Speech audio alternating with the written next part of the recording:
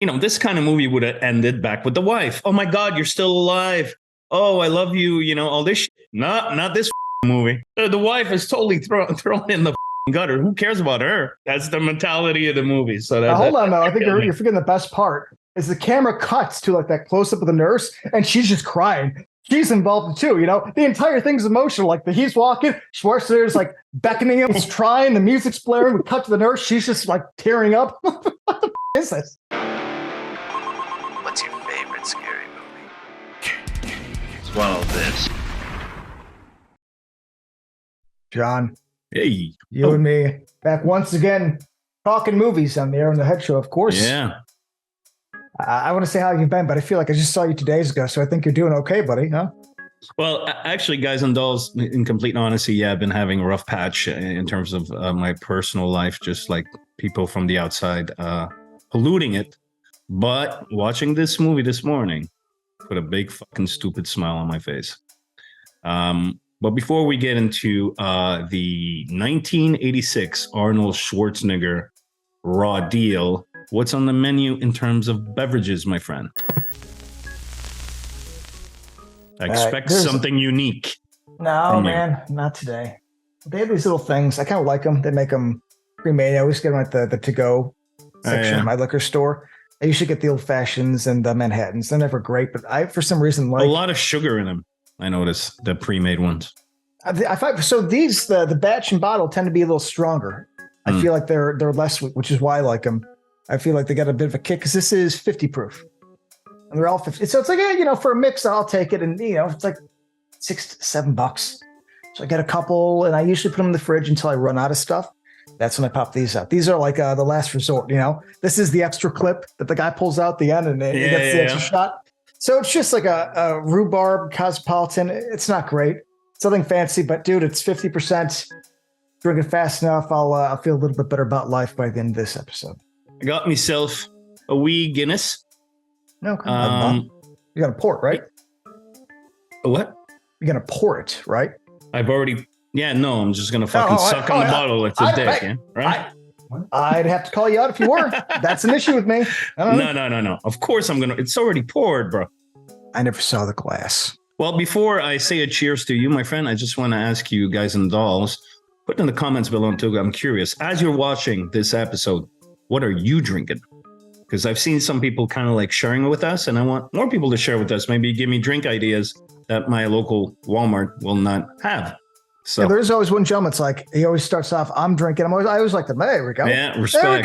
There we go. Respect. Yeah. Well, cheers to you, Lancey boy. Cheers to all of you. To all of our friends. Oh, to all our friends. Hello, my friends! Hey! 1986 Raw Deal came out the same year as Stallone's Cobra. So the two action titans were competing, as they always did.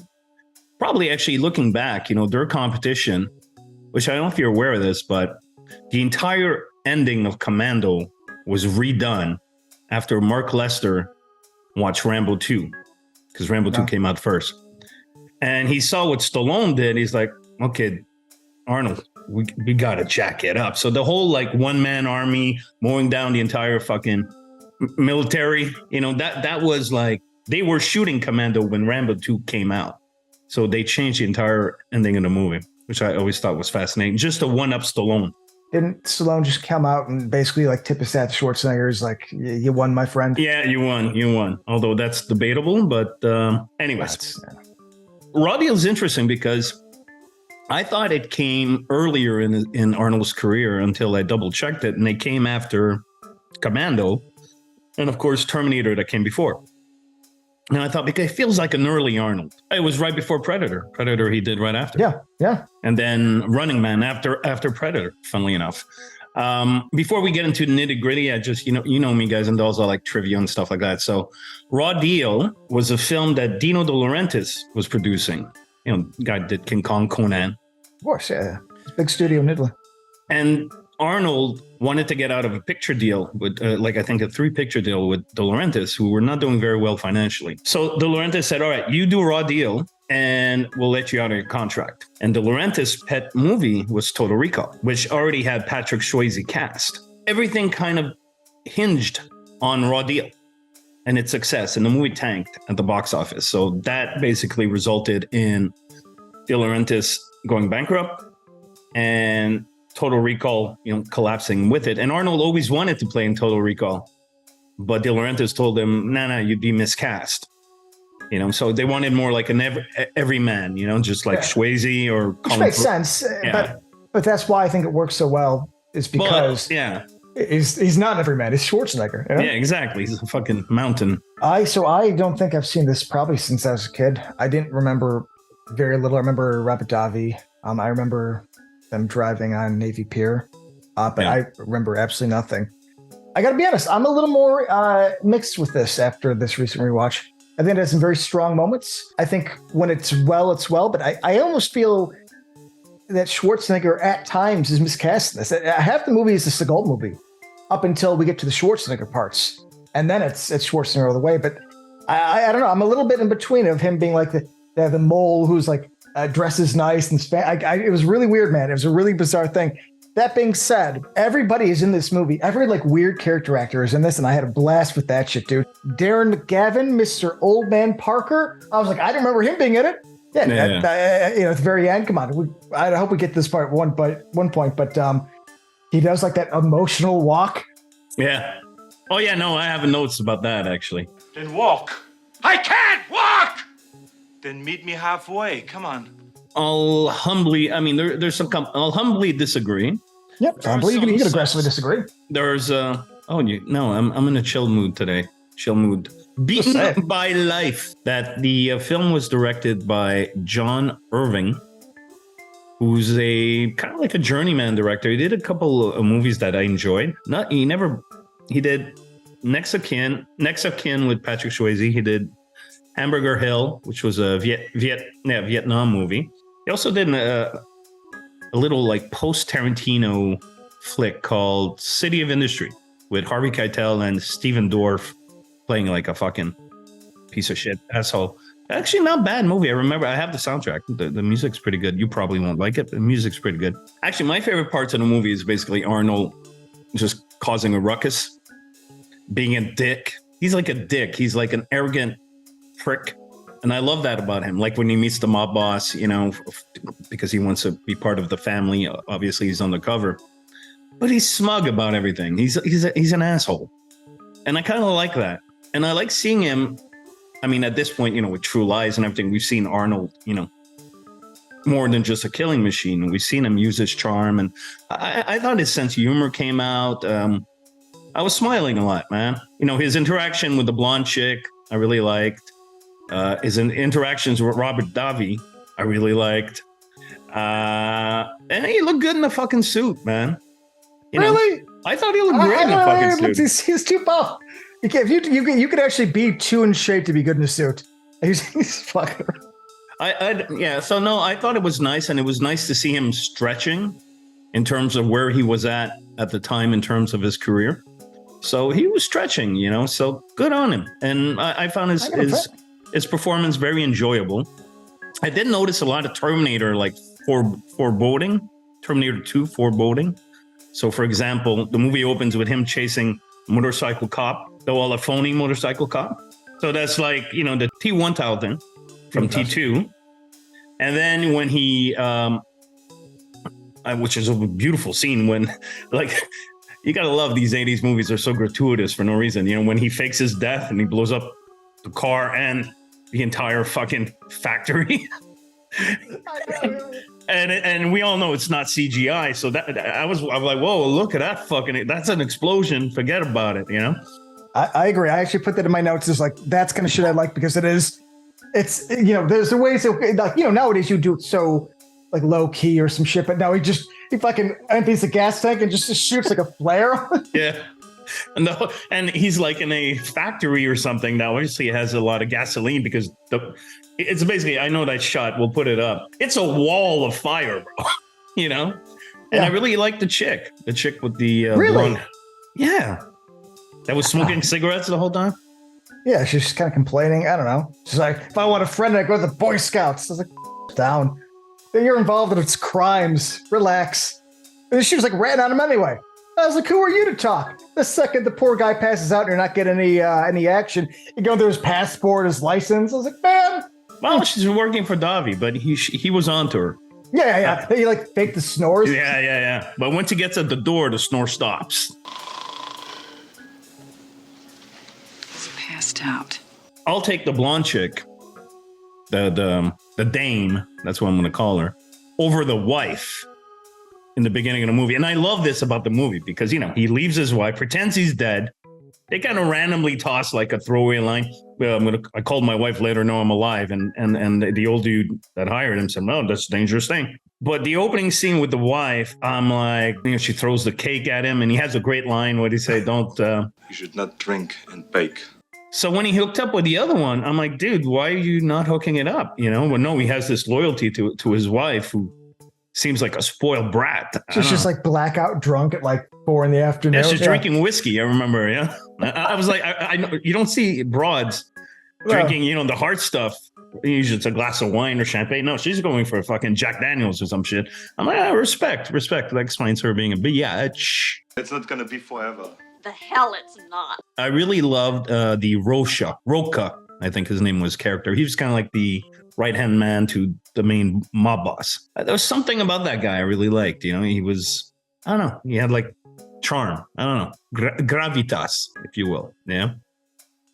I guess so. I feel that the feeling, but I was leaning towards Davi myself though, because I just. Well, Davi's Davi. I know, but you got to put Davi in the movie. I'm going to gravitate towards like the one bad Italian that's just like in every 80s movie. I just like that. I mean, I don't even know if he was used as well as he could have been. But I just like that he just plays, Robert Davi's a character actor, but let's be honest, he plays Robert Davi. That's why we like him. The Goonies, Die Hard. License to Kill. Yeah, of course, yeah. Well, he's excellent in that movie. He's excellent in that movie. It's a very surface level movie, though I will say I respect the bomb squad heist. I actually thought that was kind of smart, but who I did notice, and this might be showing my age, when the guy calls in the bomb threat, the police guy goes and knocks on the captain's door, right? And I was like, I think I was eating something, and I looked up, I was like, I know that voice. Call Banders. Dude, it's the dude from Home Alone. Remember the gangster movie? Hey, you filthy animal, and shoots the fucking machine gun. It's that guy with that voice. Keep the change, you filthy animal. And then I looked up, he plays like police people in a lot of movies. He's in the Blues Brothers as a dispatcher. I'm like, I love that this old man, grumpy voice just gets fucking one line. I was like, that's my guy. Clear the building. Well, you're recognizing a lot of people. Like the old dude that hires him after, his son gets whacked. You recognize him from A Christmas Story. Right? It's my age, yeah. I got to give the guy that. And I am going to follow through in what I wanted to say before about that guy and the wife and Arnold.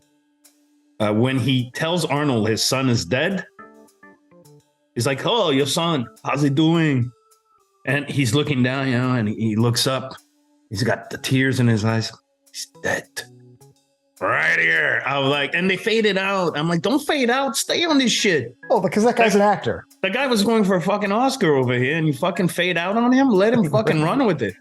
And a raw deal. And I love that at the end of the movie. It actually cracked me up. The end of the movie is, where they have this bromance moment where, out of nowhere, it makes no sense. Yeah. I actually thought it was like a twist, like he was going to be in it the whole time. And Schwarzenegger's going to call him out. I was like, oh, shit, I forgot about this.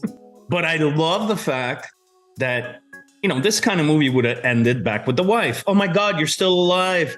Oh, I love you, all this shit. Not this fucking movie. The bromance is more important than the romance. So the wife is totally thrown in the fucking gutter. Who cares about her? At least, she thought he was dead. He hasn't been around for like who knows how long. So he doesn't go back home. No, he goes to see his friend. What's the old saying? Bros before hoes. That's the mentality of the movie. So hold on, though. I think you're forgetting the best part. Is the camera cuts to like that close up of the nurse, and she's just crying. She's involved too. The entire thing's emotional. Like he's walking, Schwarzenegger's like beckoning him. He's trying. The music's blaring. We cut to the nurse. She's just like tearing up. What the fuck is this? What am I watching? You got to try. You can't quit. It's real like very Stallone-ish, actually. Talking about Stallone, that's like that kind of ending. I was like, what's going on here, buddy? But the second he puts on the leather jacket and just drives to Satisfaction, shooting, like just I've been having more fun in my life. I forgot all about this. He's driving to an entire construction site. Doesn't get out of the car, just shooting people, doing loops. Well, that's the 80s, that's the last, I would say, 20 minutes. It's, first of all, the lock and load scene, with the music, by music, I wrote it down. Now that's important. Chris, damn it, I can't understand my own handwriting. Chris, his name's Chris. He did more? He did the music for Raw Deal. He also contributed to Payback with Mel Gibson. But I thought his score was a lot of fun, Yeah, I thought the score worked actually quite well. I know that because the scene was almost really badass. He's loading all the stuff in the bag and so the bag on. Then Satisfaction, the car scene, and then the mammoth shootout in I guess it's a house, right? Yeah, like a penthouse or something. Yeah. But that's like 2 giant shootouts in a row. Let's not forget that very cool car stunt where he like drives, because I think it's a good cut where I had satisfaction. He's shooting, and then he slams right into the like construction truck, and the music cuts right away. Yeah, and he's like, he's all dizzy, and then the guy comes behind him, he jumps out. I guess this would be poetic justice. And this fucking Schwarzenegger voice. That's such a lame but awesome one-liner. I don't know who that is, but I know that face. Yeah, I know. Of course, he's the character actor like everything probably from 1978 to 94. Yeah, no, that weasel, he's very well cast because the moment I saw him on screen, I had 2 thoughts. 1, where have I seen this guy? 2, I really want to punch this guy. He looks like he has a face you want to punch. Yeah, he looks like a weasel. Yeah, so I wouldn't be surprised. Yeah, he does. I would. He's making more money than I am, so exactly. Who's the fucking weasel now, man? Yeah, me. Sitting here being poor. I should be in movies in the 80s and taking money, So, guys and dolls, if his name was Baxter in the movie, if somebody could tell me where the fuck did I see this guy before, and I know I could check Internet Movie Database and stuff like that, but this is more fun. Let me know in the comments below. But the best part, and I think this is a cool stunt, is it takes the car's top off and immediately, for some reason, drives outside into like a tanker truck and blows up. Yeah, like, and there's nobody in the car. No, of course not. You could see, there's nobody in the car. Yeah, they didn't even put a dummy because it's like, you could rewind back. But that's a cool stunt. The car chopped up and shit. Yeah.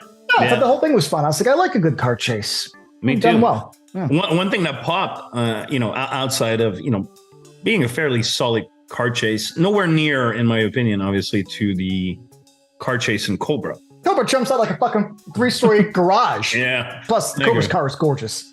Gorgeous. Yeah, I know we're deviating now, but I just have to do it because one of my favorite bits in Cobra is they're on the highway with the car, and he's got Brigitte Nielsen next to him, yelping. And he says, "Hold on." And the car turns. Shh. So he faces the other car. Oh, and it's the machine he takes gun. out a gun. Right. The car blows up, and then he goes back the other way around. That's like probably one of the coolest fucking things I've ever seen in my life, man. They keep shooting on the other mobster's car. There's a close-up where it says bullet resistant. Yeah. They got bulletproof glass. Yeah, but they advertise that on cars? It's the 80s. I don't know. Maybe. I thought that was fucking weird. They're letting you know why. Because, it's almost comical that they're like 4 feet away and they're blasted and nobody's getting hurt. I'm like, guys, come on. And then they do the close. I'm like, okay. Fair enough. That's why. Yeah, I wonder if that was in the script, because it's not a decision, you're going to write the script. So one car is, bulletproof and the other car isn't, and we're going to have a shootout.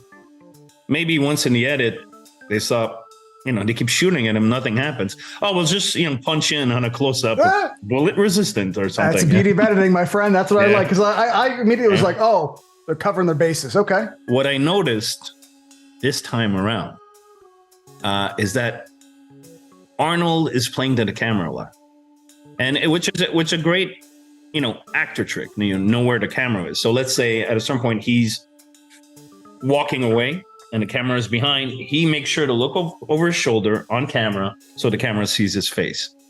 Brando used to do that a lot, and I noticed in a lot of scenes that where he could have not looked at the camera or directed his face towards the camera. He does, and goes out of his way to show himself as much as he can, which, is what an actor is supposed to do. You're supposed to know where the camera is and play to it and be conscious of it. Marlon Brando had an acting trick I just feel like sharing with you guys. Please. Is that if he was having a scene with someone where someone was dominating the scene, so meaning they have all the dialogue and he's listening, he would do body movements. So just so, the attention goes on him. So even though it's this guy's monologue, he'll just... Fucking Brando. God bless Brando, bro. So that was a trick. So the Schwarzenegger kind of reminded me of that. Not that, Schwarzenegger's he's no Brando. But he's smart enough to know, hey, I got to use any chance I get. Yeah. It's the Schwarzenegger show, even in scenes where they're trivial scenes on paper, walking away or this or that. But he makes sure that camera always captures him, which I respected. I want to bring up negatives, which I don't have as many as you, actually. I just thought the film was, it is what it is. It's not Remains of the Day. Gee. I bet you ever watch that and get the reference. I'm not looking. I've never seen it, by the way. What the hell? I just know it's it's character study. It's a drama. It's probably pretentious. And then you got what? Anthony Hopkins, Emma Thompson. You know what you're in for. You're in for one weird thing I thought is that with the dame, the girl that smokes all the time, showing her boobies, her cleavage. Yeah, I was going to say, I don't remember a tit shot at all. Yeah, no, it was cleavage all the time. He tells her, I'm married. Yeah. So I'm like, that's stupid.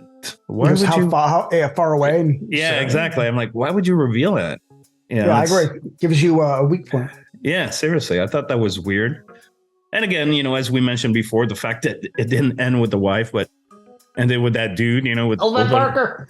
both of them hugging. Freeze frame. Fucking freeze frame. Like, Their relationship was more fleshed out than his relationship with his broad. So, He was baking cakes and drinking whiskey. I kind of like her. Like I said, my favorite bit of the entire movie, more than the ending, the shootouts and everything, is when he goes about getting the attention of the mob family and causing a ruckus with the rival mob family. And, the scene where he goes in, the crap stable is fixed.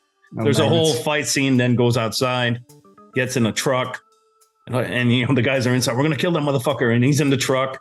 And then there's like passerbys. He's like, hey, guys, do you mind?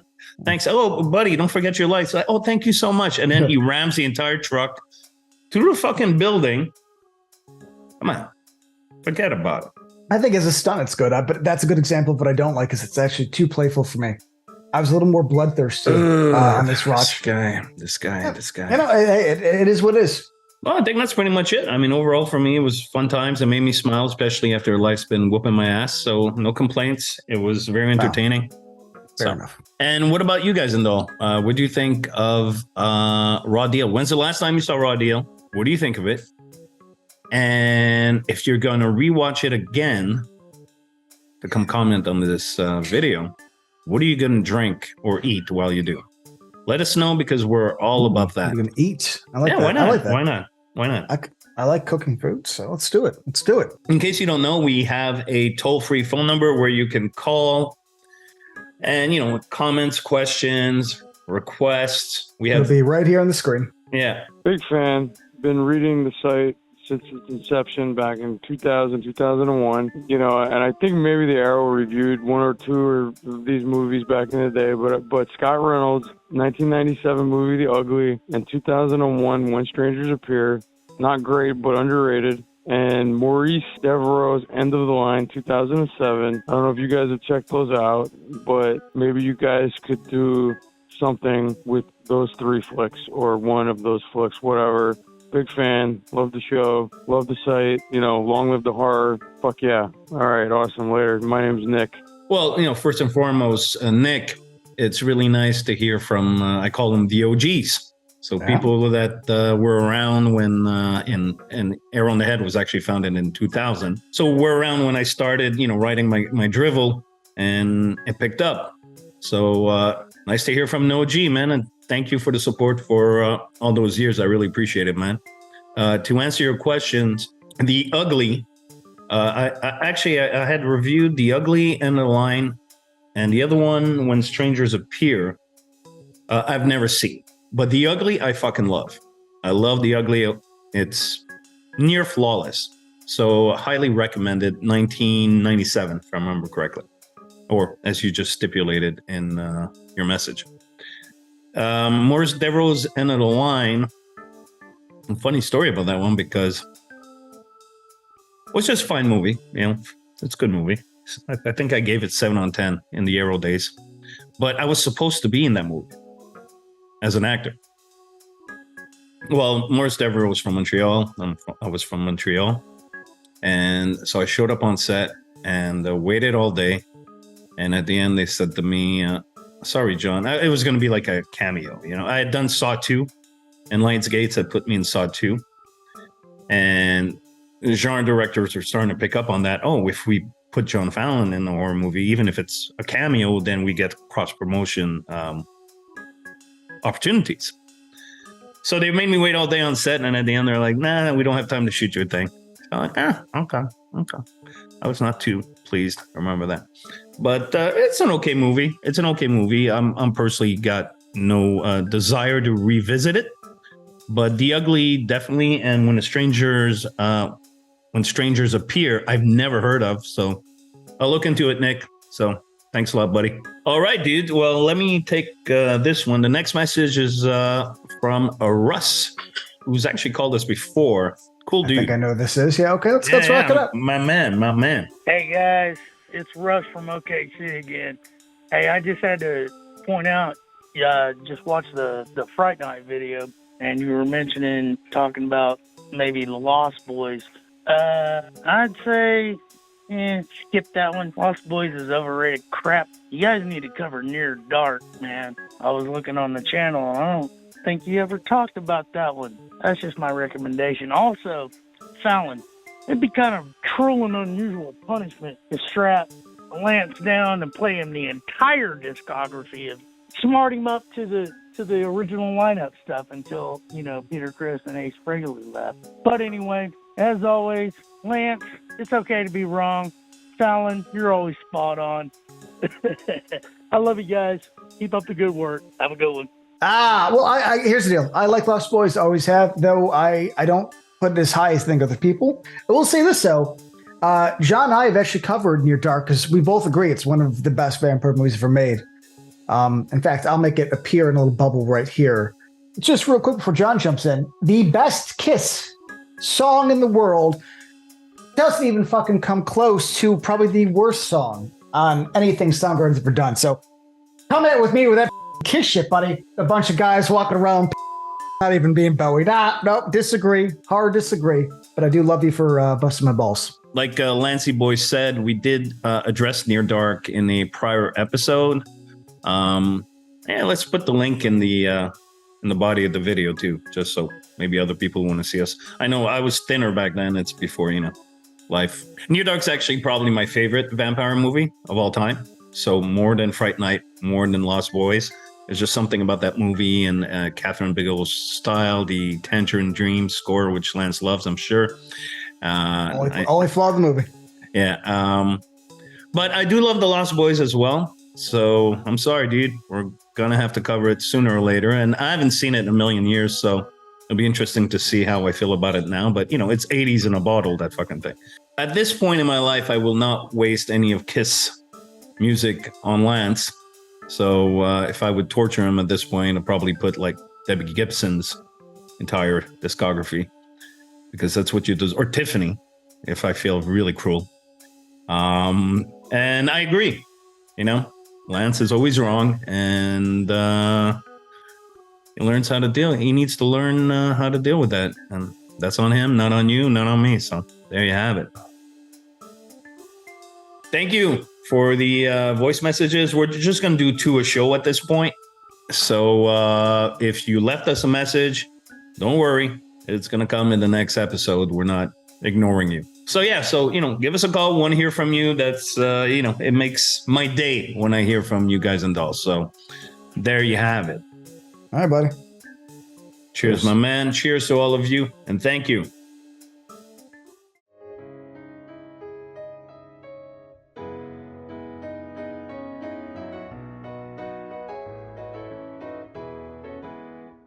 Welcome to the end screen. Because we have our most popular videos up here, our latest videos over here, our modern reviews up here, and of course, the subscribe button right here, guys. Every little bit counts, and we do appreciate the support. That's kind of hot.